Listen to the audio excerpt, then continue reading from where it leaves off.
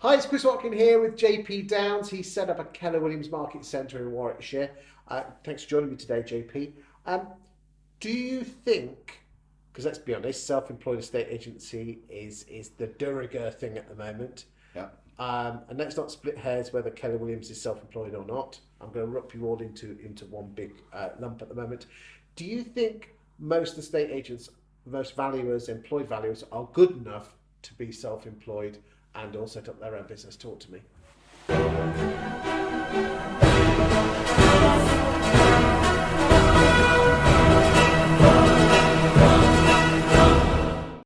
I think particularly at the moment, with COVID and what have you, furloughing, etc., there is a lot of anxiety and concern. People have been fearful of their jobs.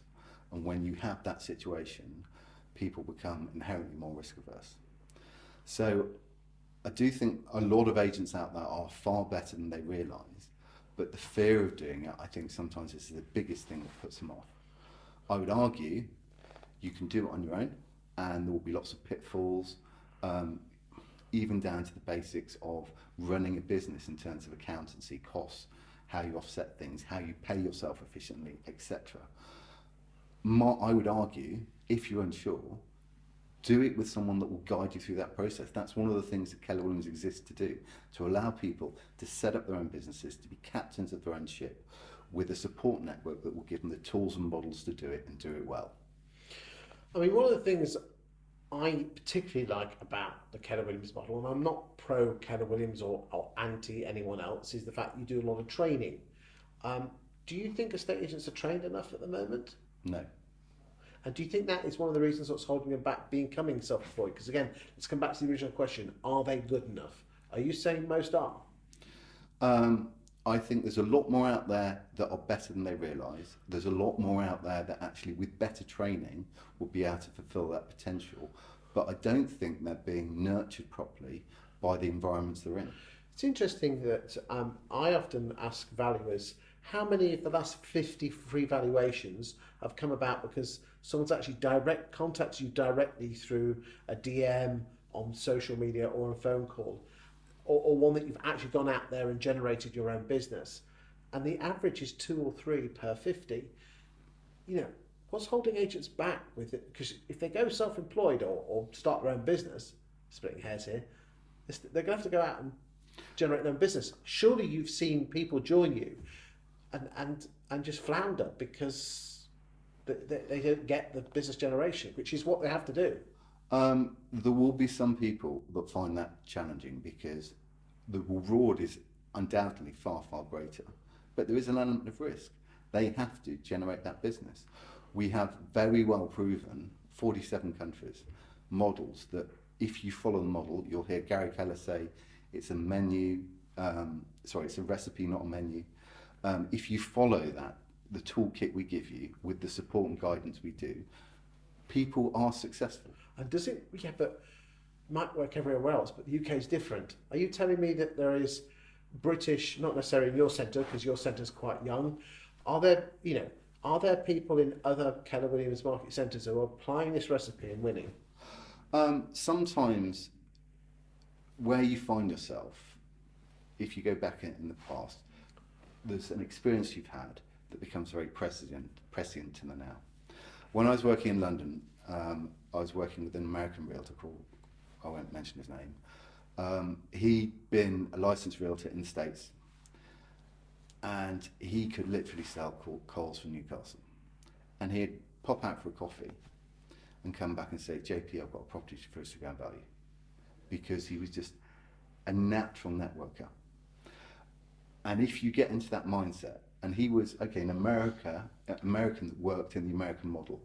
Don't think it was for Keller Williams, but the model is similar. In London, he was doing it. My point is that you can do it here if you have the right mindset, if you do the right things. Brits are different. Yeah, the UK is very different to the States.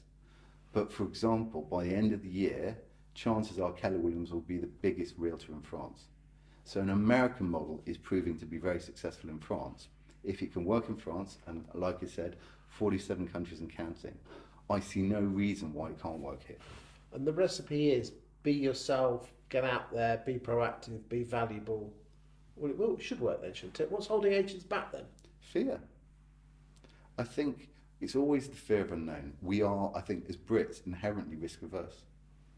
And I think if people can look past that mindset, and like I said, a lot of the risk with Keller is mitigated because we're giving you the tools and models and the support to do it. And the whole way through the process, the coaching, the mentoring, to get you to a successful Interesting point. you say coaching and mentoring, because you've got a recipe, because let's be honest, you could buy Gary Geller's book and it'll tell you exactly what the recipe is. It's a great book, that red book, I can't remember what it's called, but it's the red book, I can't remember, that's what I call the red book. What coaching and mentoring, do you think that's a vital part of the self-employed model? It's accepted, for example, if you play golf and you want to get better, you'll get coached. If you are, look at the growth in personal trainers when people want to get fit or look better, they employ that person. So why, when it comes to your career, your business, would you not want that support? It's probably more important than anything else, because ultimately the success in your business, how much time you spend doing that, it falls out into every single other aspect of your life. So you're basically saying that people should believe in themselves more, have a system, and then have accountability. Yeah. And that fear will go away. That fear should mitigate itself, and by making that first step, whether that's with Keller or with someone else, they're actually better than they think they are. A lot of people are. And ultimately, I think in that sort of environment, it becomes more democratic, because the good people that embrace it, that embrace the support, embrace the accountability, follow through on what they do, will thrive. And the people that perhaps have been used to climbing a greasy pole through sometimes means that aren't necessarily down to their talent will be found out. I think that's a bit of a much more democratic process. Thank you for your time today, JP. Thanks, Chris.